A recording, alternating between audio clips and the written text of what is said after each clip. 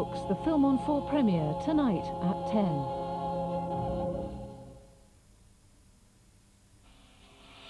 Now on 4, after 40 years, Secret History opens the doors on the organisation that's funded the struggle against apartheid in South Africa.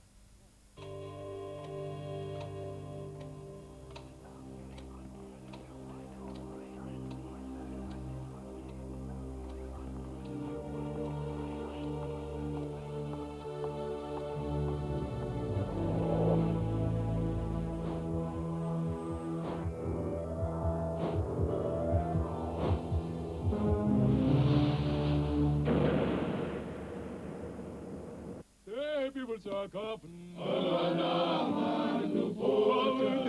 People are coughing. People are saying. People are saying. People are coughing. People are coughing. People are coughing. Some get some get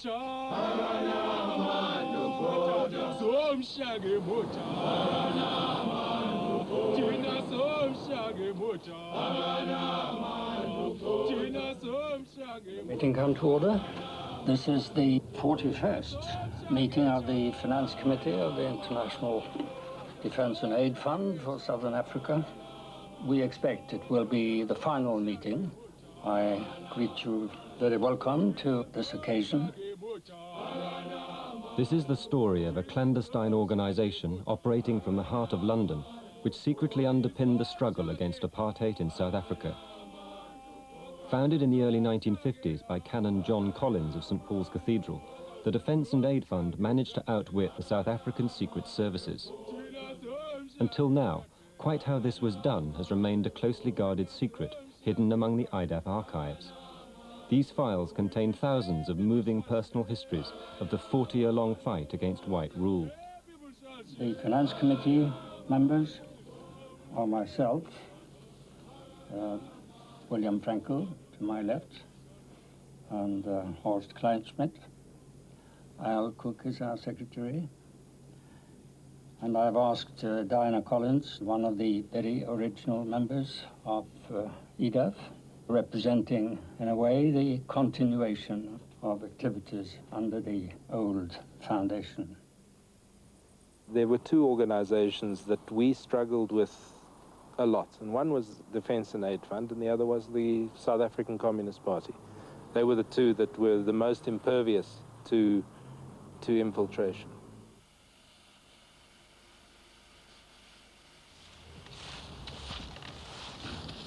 The publications department was down on the ground floor, but there was always the threat of penetration by the South African security services. And so we had the basic principle of our security was that the higher you went up in the building, the higher the level of security. And we're now approaching the highest level of security, the top floor, guarded by devices such as the camera up there and by the locks on the door.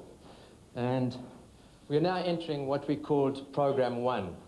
We only called it Program 1. We never used any words to describe the actual activities in this program. It took place in here. But this is where Program 1 took place, and it was Program 1 was the work that we did of defending those people who were accused of crimes against apartheid under the Sabotage Act, the Suppression of Communism Act, and so on. The International Defence and Aid Fund is, as you know, committed to the task of providing humanitarian aid to the victims of racial oppression, not only of South Africa, but also of Rhodesia and of the 3 Portuguese-controlled territories in Africa. This patient struggle of South Africa will go down in history as an inspiration to future generations. And now we're going into the rear of the building here, and this is where what we called Program 2 took place. And Program 2 was our welfare program. And our welfare program was to give assistance to the dependents of all those people that were imprisoned, detained, and sometimes hanged for their political activities in South Africa.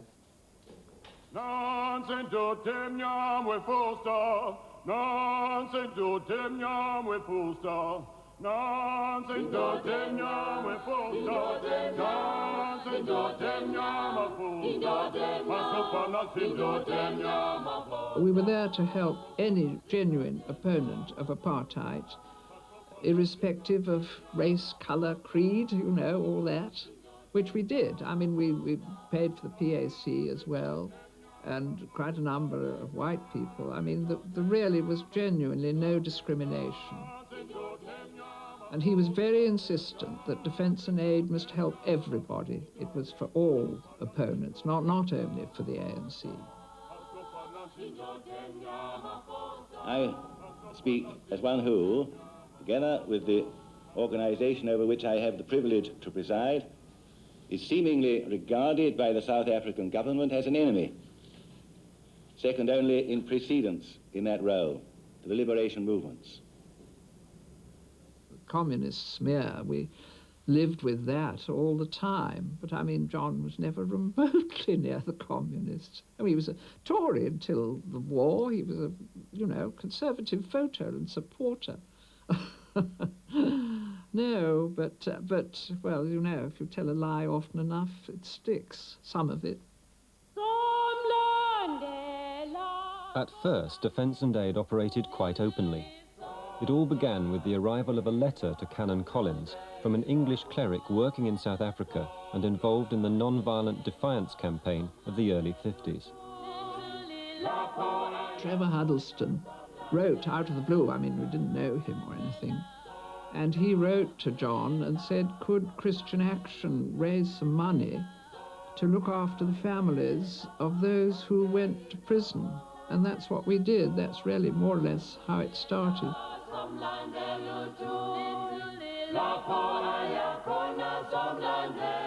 So we raised, well, it was really quite a lot of money in those days, about £800. I mean, you have to add several noughts for to allow for inflation.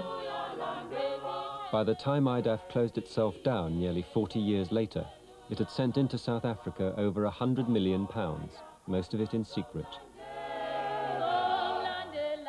IDAF was about defence, that is to say, providing the best legal defence, particularly for those who are in danger of being condemned to death, as Mandela was, and his co-trialists in the Ravoni trial later on, of course.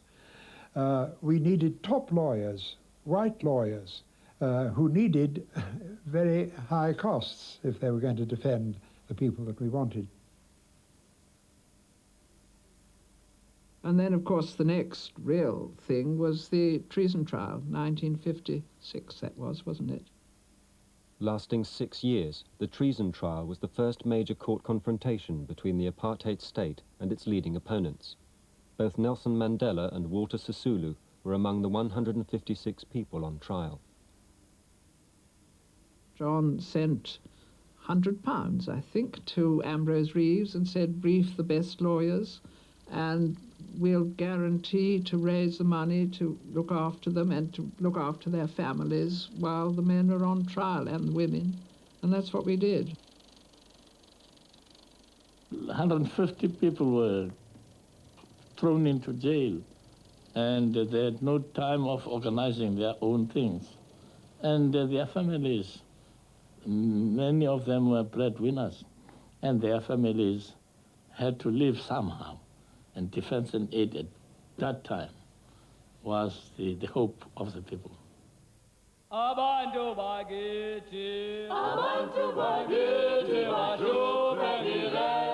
Before the end of it, there was Sharpeville in 1960, and that really stirred things up.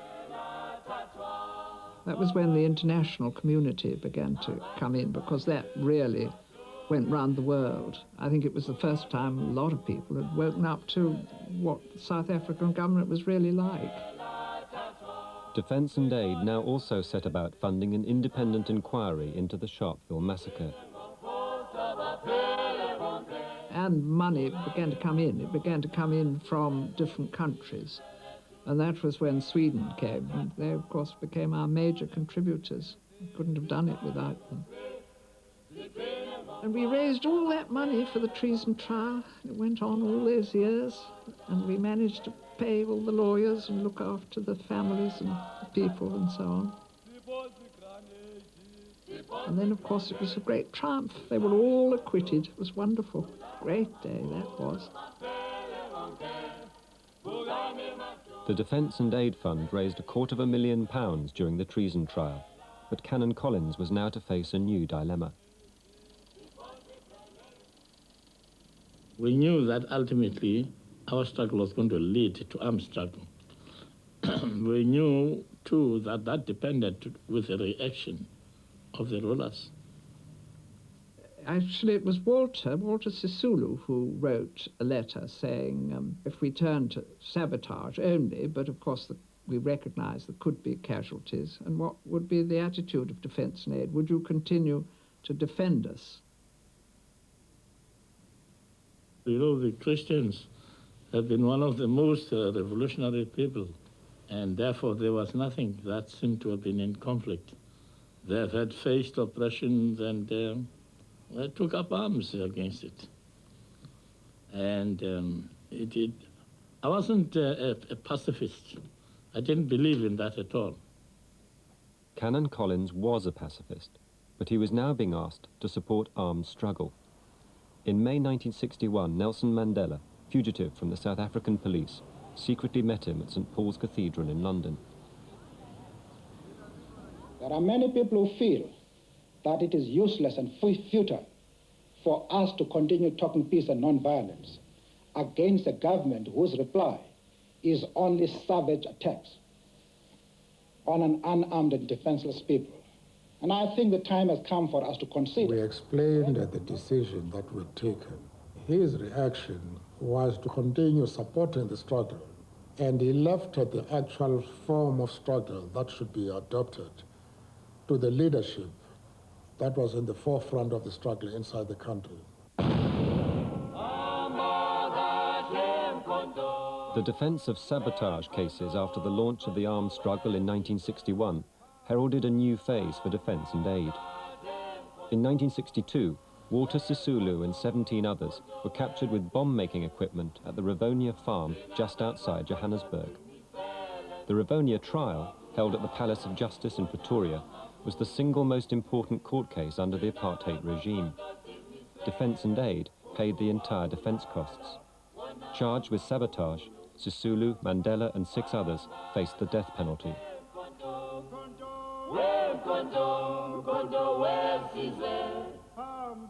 I thought that at least 4 of us were going to be hanged. Young boys were sentenced to 20 years. What were they going to sentence me, who is deliberately going for war? So I thought, well, there is no way we can escape it. During the trial, a friendly warder asked me, Mandela, what do you think the judge is going to do with you? I said to the warder, they are going to hang us. He looked away from me and he said, yes, I think you're right, they are going to hang you. It was not a very pleasant statement to listen to. But there was an atmosphere at that time that we were going to be hanged. And of course then that was when Nelson made his wonderful famous speech from the dock, which is one of the great speeches of the world, you know, it really is. During my lifetime, I have cherished the ideal of a democratic and free society in which all persons live together in harmony and with equal opportunities. It is an ideal which I hope to live for and to achieve. But if needs be, it is an ideal for which I am prepared to die. The decision is going to be death sentence. What was the decision? Life. That came to me as a relief. It was like a discharge when we were expecting death sentence. And you spent the next 26 years in prison? Yes.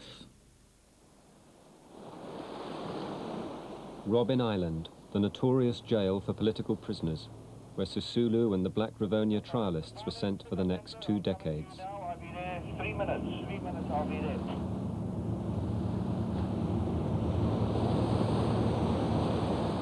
In those days, life meant life. And so the families of these political prisoners had to be supported, their wives and their kids. And so aid was always a necessary department of the Defence and Aid Fund. And at the same time, if you were going to keep going, you had to have effective publicity. You had to have very well-informed publicity. In other words, keeping the conscience of the world alive is how we put it. So there were those 3 departments in the Defence and Aid Fund. So in fact, what developed eventually was a complete structure looking after the interests financially of a person who's committed what we termed an ideological crime. So we say under those circumstances, to some people it appealed because you're well looked after financially. All your needs are looked after. Your family needs, your children are getting bursaries and scholarships, only then. You are looked after whilst you're in prison. Your family are basically looked after. So those inhibitions, as I've said, which exist in any society, which keeps a man, even if he's very strongly opposed to a government, from getting involved in this type of matter, that was disappearing in this case. That is why the police said, no, we've got to try and prohibit this. And so in 1966, under the Suppression of Communism Act, defence and aid was banned in South Africa. Well, you see, then everyone thought, well, that's the end of IDAF. But it wasn't. Canon Collins now began to set in place a secret structure as IDAF went underground. I give notice to the nationalist apartheid regime in South Africa that I myself and the fund I serve will continue to defend the cause of freedom in that sunny but unhappy land till the liberation movements have succeeded in setting their people free. From 1966, anyone receiving aid from IDAF was at risk, which was why it had to work in secret. To get money into South Africa, it now used a clandestine network of agents with a difference. These were private citizens who helped break apartheid by sending money to the families of its political enemies in tens of thousands of personal letters. It was all so secret that these letter writers often didn't know they were sending IDAF's money. Well, I was teaching at a college in North London, and a colleague of mine on the staff was an exile from South Africa, and after she'd got to know me for a year or so, she asked me if I would be interested in taking part in this letter writing. 700 letter writers in 8 different countries sent the money. Extremely close friendships often developed. Well, it quite staggered me at first because I hadn't realised what sums of money would be involved, and the first time it happened, a registered envelope arrived with the postman at the door, which had something like £300 or £400 in it, which to me in 1975 was a lot of money. It was all in cash, which I would then send off to the various people in South Africa with a covering letter saying who I was and that a friend of theirs had put me in touch with them. I knew that there was defence and aid in this country, but I didn't associate them directly with what I was involved with. Eventually I had something like 12 families that I was writing to. When I first became aware of the Mashambas, they were just one of the names on the list that I was asked to send money to. And gradually, over a series of letters, I pieced together that George was in prison for a long time, 15 to 20 years. And that at the time I first had any contact with them, Joyce was also in prison. Detention, imprisonment has a very, very negative effect, to such an extent that if you don't handle the stress and whatever, you might end up breaking down, getting mad, committing suicide and all that. And that was the last thing that I wanted to happen with me, because I knew I had a loving husband, wonderful sons to live for. Hence I had to keep myself going. And their 3 sons were being looked after by George's mother. And I'm fairly sure that George's mother didn't write. The letters that I received were written by a neighbour. What they used to say was that we shouldn't worry, everything is okay, the children are being well looked after. We'll explain when you come out. When I left for prison, part of me went with all of them. They were with me. I could feel their presence. And then coming back, I felt so proud to be reunited with them. And for whatever questions I had, I always said, okay, it's all in the game of life. And then one day, I got a letter from Joyce saying that she had been released and introducing herself to me, saying what a comfort it was to her when she was in prison and to George, who was still in prison, to know that the boys and George's mother were being looked after in some way by money that they were receiving. But Joyce's own personal story was one of the most moving things I've ever read. That in the first letter that she wrote to me herself, she described how coming home after a long period in prison, she was getting down from the train, and at the far end of the platform, she saw an old lady and 3 boys, and these were actually her children, and she didn't recognize them. And even now, after all this time, I find it difficult to talk about Joyce's story without being moved. We had to stand up and maintain the truth, stand for the truth, and say no to apartheid, because apartheid is a sin to humanity. Once you're involved in writing the letters, it wasn't as impersonal as the campaign to free Mandela. I mean, it was flesh and blood. It was almost like relatives. And, once I had children myself, and then I could really relate to Joyce's experience. When George finally came out of prison, she told me that she and George had decided to have just one more child, so that they could both be there while that child was growing up, in the way that their commitment to the struggle had meant that they couldn't be for their boys, that they lost the childhood of their boys. She came to this house and stayed here. I was looking forward to seeing a minister of religion, the one who has, sort of gone past being touched by worldly things and all that. But I was humbled to see David that I know of. When we first met, he broke down, he cried so bitterly. And we ended up joining him, sharing the tears.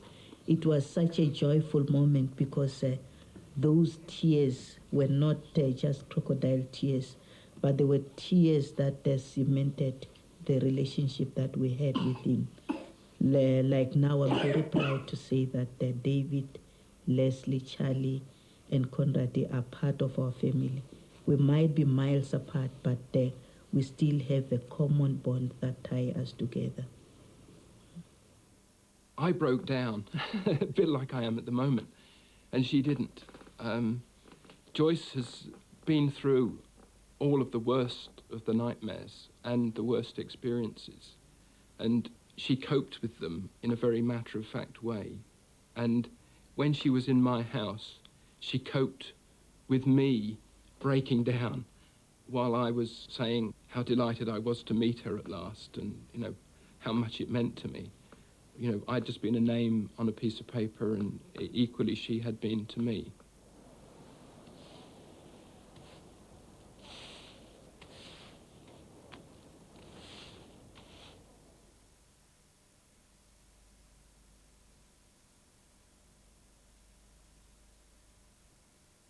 Citizen of Britain, you're among the first to hear splendid news. Yes, Mercury still guarantee home phone users savings on all UK long-distance and international calls 7 days a week.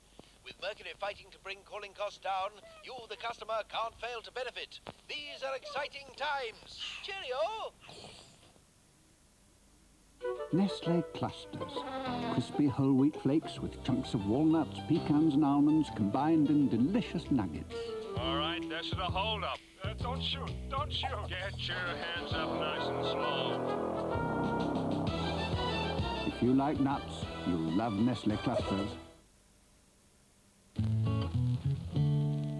My family got the energy of 3, like a mobile zoo. Don't need a mum, need a keeper with a gun. Only one thing to do. You got a light boy, Ovaltine light. When you're feeling in a state, have a molten chocolate. You got a light boy, Ovaltine light. And on, and on, and on, and on, and on, and on, and on, and Ariston, and on, and on, and on, and on, and on, and on, and on, and Ariston.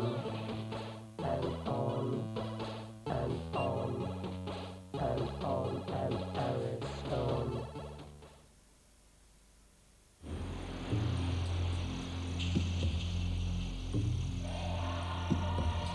If you think all this is too good to be true, how about this? Walls too good to be true. The rich, smooth taste of walls, but virtually fat-free, so there's no end to your enjoyment. Washing's nearly dry. And the shopping? On its way.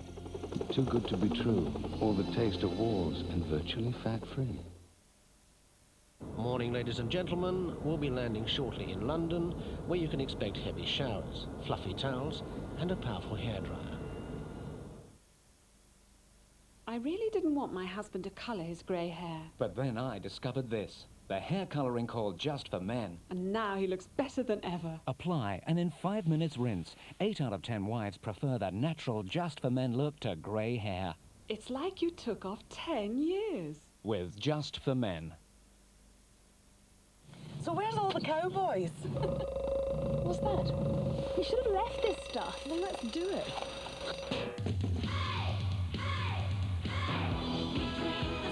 Have a nice day.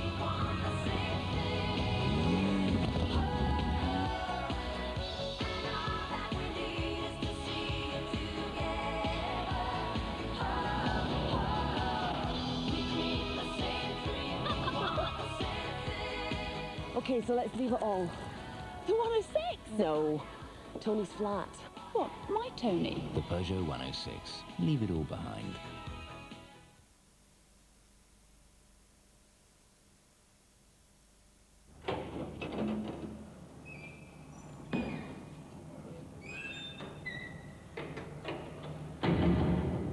once the organization was a banned organization, anyone inside receiving money from it could be clapped into prison, tortured, and all the rest of it.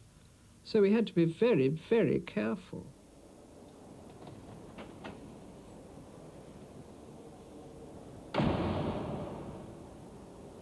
You know that the left movement throughout the world was heavily infiltrated by the South African intelligence organizations. The International Defence and Aid Fund was, in my opinion, one of the very few anti-apartheid organizations that in fact was effective. An organization that used the money it was getting in a way that had a definite impact and effect on the South African state. It was also effective from a propaganda point of view. IDAF's London headquarters now became a target of the South African secret police, BOSS, which wanted to know who they were sending money to in South Africa. The difficulty was that they evolved a closed system where they trusted people that they thought they've screened well. But they could never screen themselves off completely from their colleagues in South Africa. They couldn't screen themselves off completely from a Craig Williamson. I was regarded as somebody who supported black consciousness. I made sure that different people saw me in the way that they would like to see me. Craig Williamson was South Africa's most successful spy. Based in Switzerland, he infiltrated, became deputy of, and eventually destroyed the International University Exchange Fund. I progressed in rank right through to captain while I was a security policeman working undercover in the international anti-apartheid groups.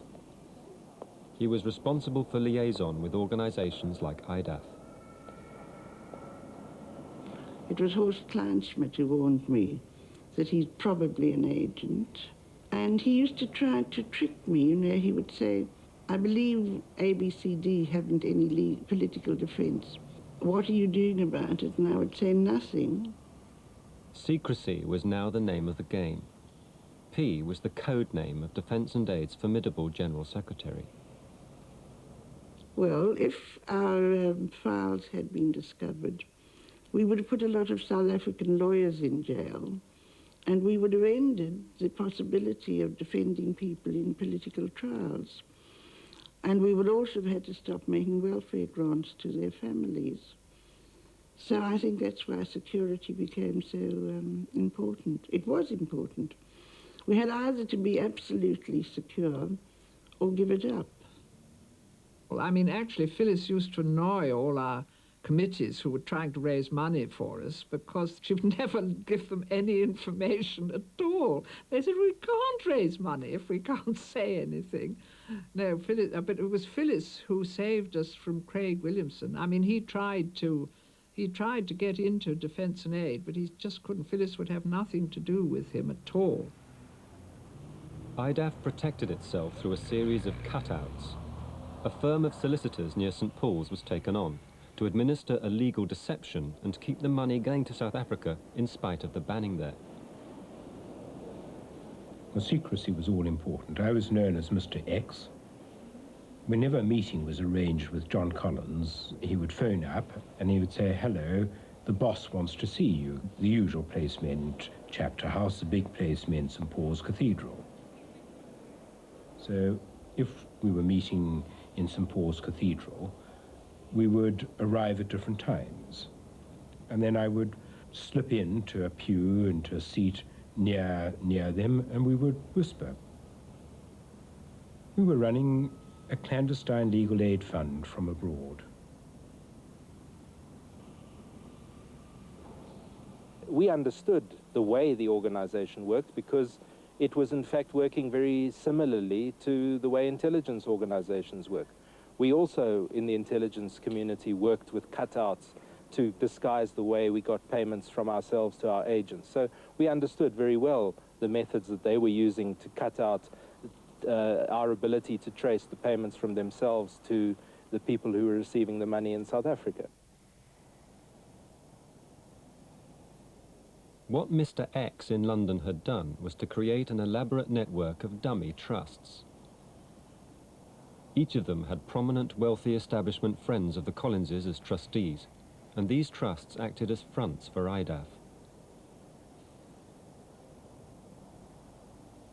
By the time the money went out to South Africa, at that stage, it belonged to one of the other trusts that we had established, Freedom from Fear International Charitable Foundation, or Freedom from Hardship International Trust. We had a trade union trust. We had proper trustees, proper trustees. They maintained bank accounts. Money flowed through those accounts.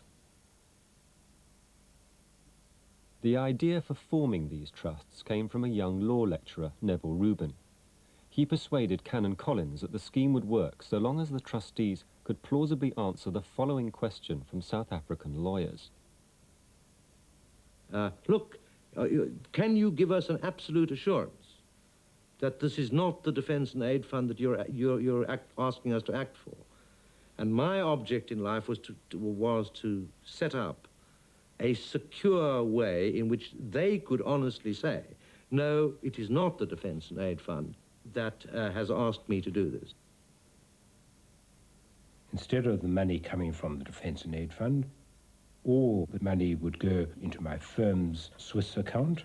I would then transfer the money into my firm's London bank account. From there, I would transfer the money to one of our agents, and they in turn would pay the money over to the South African lawyers. Sometimes the South African law firm would write and say, can you please confirm that the money does not emanate from the Defence and Aid Fund or any other organization which is regarded as illegal in South Africa? We gave that confirmation. You lied? We didn't lie technically. John was a wonderful liar, in an amiable way. Collins's recruits from the great and the good included Lords Mitchison, Campbell and Snow. That they were pillars of the establishment was an essential part of the plan. Hundreds of thousands of pounds of money went to South Africa, apparently coming from Lord Campbell of Eskin, a respectable, so-called respectable London businessman. The charade was soon put to the test. In 1967, the South Africans alleged the defence costs of 37 Namibians facing the death penalty were being paid by IDAF, as indeed they were. The defence stuck to their guns, that it came from me, and there was very little the South Africans do about it. Of course, in the end, as you know, they weren't put to death. I mean, we saved their lives by this, I think. So did you actually have to lie? Absolutely. Well, how but I think if there was ever a white lie, that was. What was the lie? Well, the lie was that the money was coming from me, which it wasn't. But I would certainly do it again. And by this simple legal ruse, the recipients of IDAF money in South Africa were never put in danger.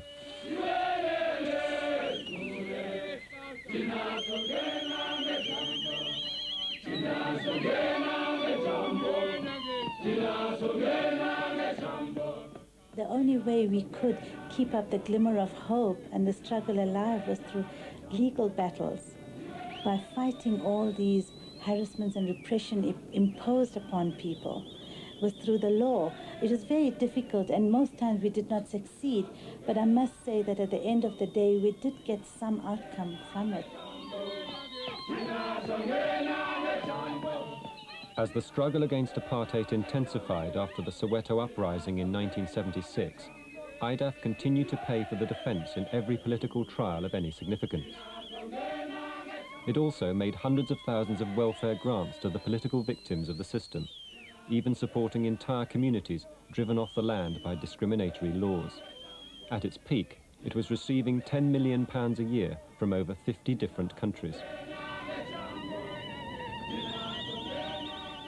IDAF secretly paid for the family of Steve Biko to be represented at the murdered leader's inquest, and they funded the inquests of many others who died in police custody.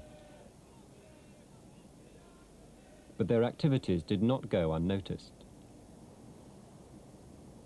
We did our best to convince anybody we could that IDAF was in fact run by the South African Communist Party, and that the South African Communist Party was run by the Communist Party of the Soviet Union, and therefore if you listened to Defence and Aid Fund or gave them money, you were carrying out the will and aims and objectives in an international global sense of the Politburo in Moscow. Because the Russians used to contribute a bit of money to defence and aid, and they had a plan for rescuing a certain number of prisoners by submarine from Robben Island. And what they wanted from John was if he could possibly get for them a plan of the island, and particularly a plan of the prison. But I thought it was an absolutely mad scheme, and I felt quite sure that MI5 would have known what was going on and so on. Robben Island is not a prison only. Robben Island has a long and rich history dated back to 1488. This is our new power station. We generate our own electricity on Robben Island. 3 years after his release, Walter Sisulu, deputy president of the ANC, returns for the first time to the jail where he spent over 2 decades. I used to see most of the Rivonia, in fact all the Rivonia trialists on Robben Island and thereafter on Pollsmoor. IDAF paid our funding. There was a time when we acted for more than 300 prisoners on Robben Island. We had a whole department in our office that only saw to the welfare of prisoners, political prisoners.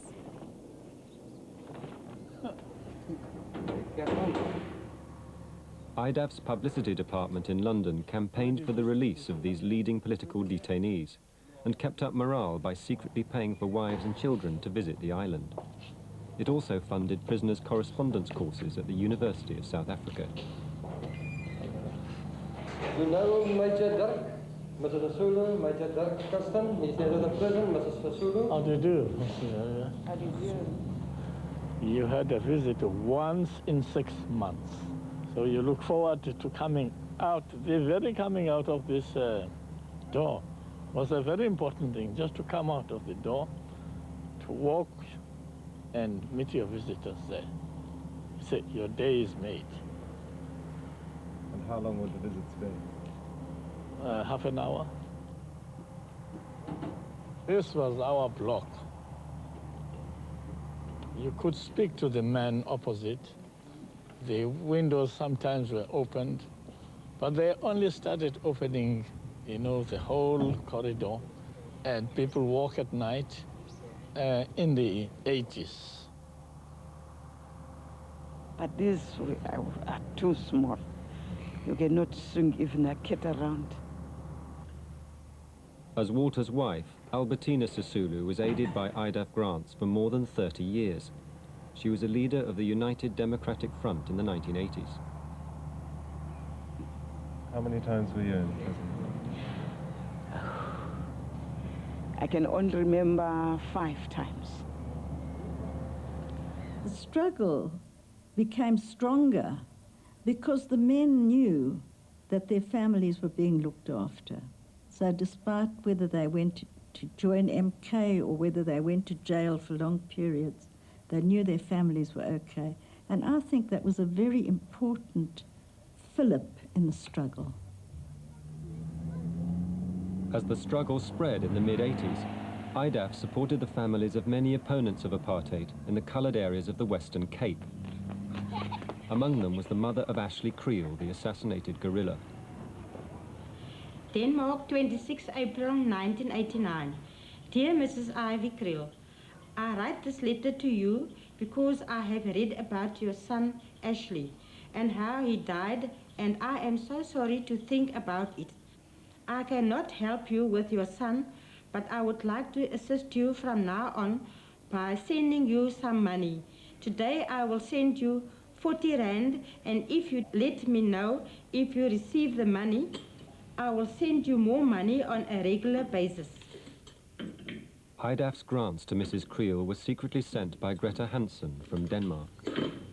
We had 24 letter writers around Denmark The money that was sent from all the Danish correspondents and all the correspondents around the world had to appear to come as a personal gift from one friend in one country to another friend in another country who had heard about the person in question's difficulties. Dear Grete, thank you very much for your wonderful thoughts of love, sympathy, and blessings. It was such a joy to think that people unknown to me and my family are still interested in our well-being. God bless you. He was such a loving and kind-hearted boy. His desire was to work and fight for a free South Africa. The last time I saw Ashley was on Christmas Eve, 1985. That was the last time I saw him. And then afterwards I heard that he has left the country to go for guerrilla training. He was shot by police. Oh, I was nearly crying because to lose a boy, a son, a grown-up son, it must be very hard. And I felt deeply with her. And I felt a big shame because I'm white, because white people had killed her son. I didn't actually know where the money was coming from. Every second month, I used to get money from Greta Hansen from Denmark. It should look like we paid the money of our own, but we got the money from London.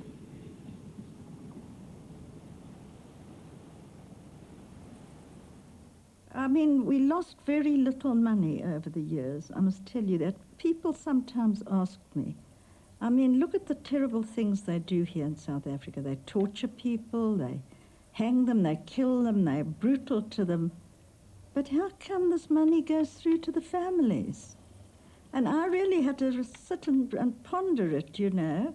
And I thought it's got something to do with Calvinism. You know, you don't touch the post. I mean, I don't know what else to think, you know, what makes them tick. But that money got through. That's all I can say. It was not stolen. You must remember that opening letters coming into the country is done under a very strict supervision of a law, the Postal Act 118A, I think.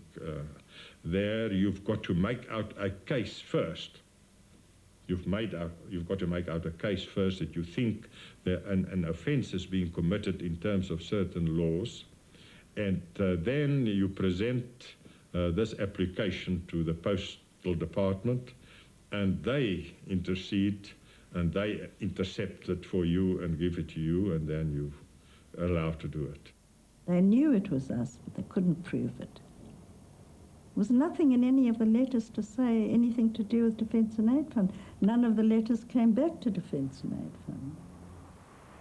IDAF needed to know that the money was getting through, but to throw Boss off the scent, letters from South Africa confirming receipt of the money were never forwarded direct to IDAF's offices. Instead, they went to a house whose occupant was an unlikely undercover agent. I'm John Sherrington. I'm a Catholic priest, a member of the Passionists. We have an orientation to share the life and work of ordinary people, and that's why I took a job as a road sweeper. I've been involved with IDAF for 6 years. They wanted a safe house as a drop, as a dead letter drop. There would be as much as perhaps 40 letters per day, and these were collected by people from IDAF. The whole thing had to be absolutely hush-hush. They knew from past experience that the boss was wanting to find out what they were up to, hence the need for everything to be absolutely secret. By the time it closed, IDAF's network of letter writers had sent some £30 million in grants to the dependents of political prisoners. Another 70 million was paid for legal defence in trials. What some other organisations are doing, which has collapsed just because they didn't have any funds any further, and then real chaos ensues, and that I think is happening now, and it's going to happen again. The next 18 months are going to be critical for the whole NGO sector. No one has yet done a study on the IDAF archives to work out precisely how many trials we assisted, how many accused people were assisted. I would think it must be tens of thousands of trials. We saved many people from the gallows. We were able to successfully have people's prison sentences reduced on appeal. We brought writs of habeas corpus to produce the body when people went missing. We supported inquests. We stopped torture going on. I think the most important thing was to keep people going on in the struggle. That was more important than actually winning a court battle. Sometimes we won a battle in court, which was a tremendous victory for us. But the most important thing was, as I say, to keep people going. IDAF's support meant that the political prisoners could afford to be patient. There was a shed here where we used to eat.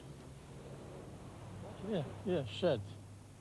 Very first time we went to the quarry, we were told to walk fast as they usually do with everybody.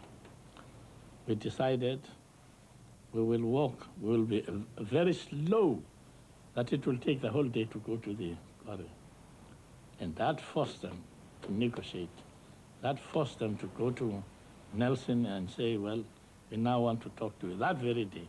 That was our place here. And so I was able to explain that you can't do what you like with us. Discuss, let's see what you're doing. We are confused too.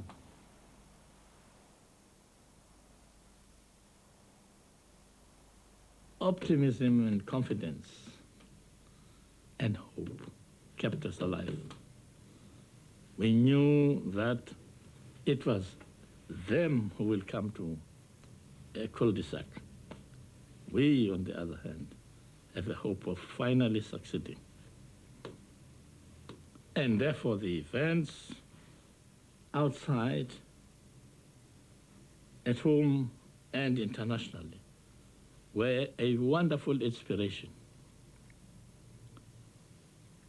And the Defense and Aid has done absolutely marvelous work, wonderful work. IDAF's last and longest-serving employee is Maud Henry. I started in February 1962. And I worked in the accounts section, in the treasury, as it now, is called. And this is it, this is the final bit, actually.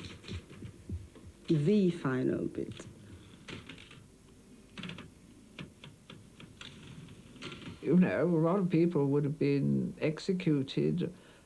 Many families, I don't know what would have happened to them, but for us, that's a good feeling to feel that you have helped really, literally thousands of human beings in the face of a really horrible tyranny. And that's probably the sort of best kind of feeling that you can have, something really practical. Well, I thank you very much for what you have said, and I have nothing much to add.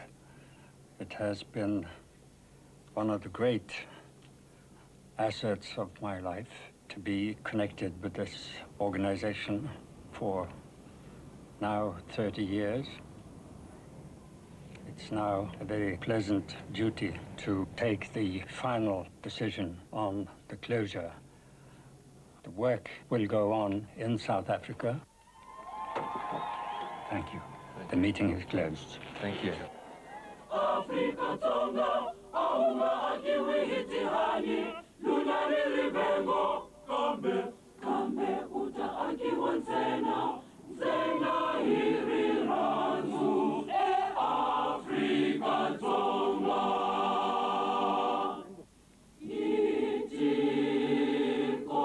Itikorosa seka, tikora titabani milambuni situnga, Misaba ya Afrika Tonga, inanile iswakuta. Inaba akiba Afrika Tonga, mihlobo ya kuhambana hambana kambe risimo ra hina iriwe risimo ra Afrika Dzonga.